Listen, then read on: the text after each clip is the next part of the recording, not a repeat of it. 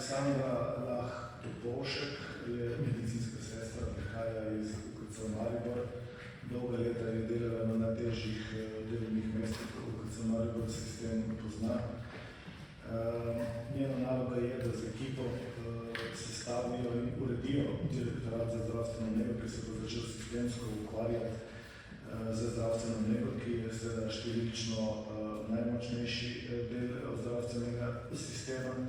Tukaj želimo z vsemi akterji, deležniki najti pot, kako zadeve v zdravstveni negi v tem trenutku umiriti, tam so najbolj kritične medicinske sestre, odhajajo iz sistema. Tudi na to temo bo drugi teden sestanek tukaj kot primarna raven kot zdravstvena nega in to so tiste prioritete, ki jih izvajamo.